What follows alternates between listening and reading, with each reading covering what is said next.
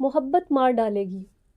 یہ ناول میرے ایک فیس بک فرینڈ اظہر حسین بھٹی کی تصنیف ہے، اور دنیا میں کہانیاں تو لاکھوں موجود ہیں اور کروڑوں یادداشتوں میں کئی کہانیاں پل رہی ہوتی ہیں، مگر ہر کہانی کی قسمت میں نہیں ہے کہ وہ سیاہی کا صندور اپنی مانگ میں بھرے اور کاغذ کے آنگن میں اتر آئے۔ اس کہانی کو کتاب کے سینے پر سجانے کی کامیابی میں اظہر آپ کو بہت بہت مبارک ہو۔ اس کہانی میں پہلی نظر کی کاٹ، وصال کے خواب، ہجر کی گرمیاں تھیں تو سر دھڑ کی بازی کی گونج بھی موجود تھی۔ عشق کی مراج قربانی کا خراج مانگتی ہے۔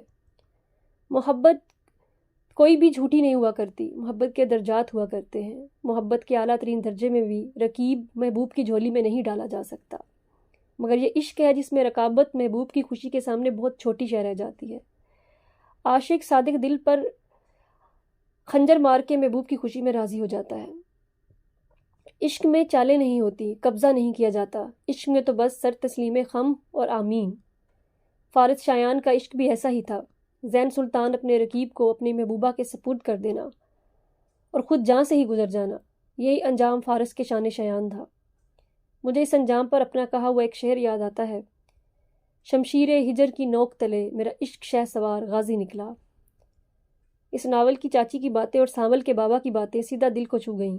وہ باتیں نہیں، اس راہ پہ چلنے والوں کے لیے زیادہ راہ ہیں۔ دہانی کے بابا کا کردار اچھا لگا کہ بیٹی کے عشق کو انا اور غیرت کا نشانہ بنائے بغیر اپنی بیٹی کے غم اور خوشی دونوں میں شریک تھے۔ اس ناول کی خوبصورت بات یہ تھی کہ اس عشق میں تینوں کردار ہی کھرے نکلے، کوئی ایک بھی بے وفا نہ تھا۔ تکنیکی پہلوں سے مجھے اس ناول میں کچھ کمیاں محسوس ہوئیں جن کے بارے میں بتانا ضروری سمجھتی ہوں۔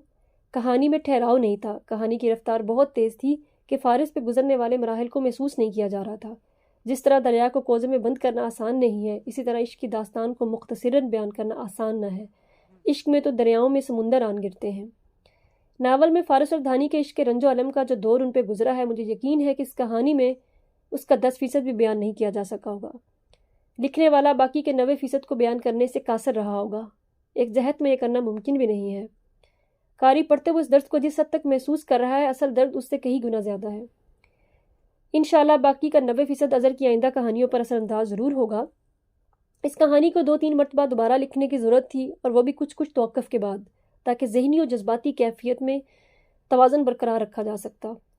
منظر نگاری میں اختصار برتا گیا، اور اس کی وجہ بھی رفتار کے ساتھ جڑی ہوئی ہے۔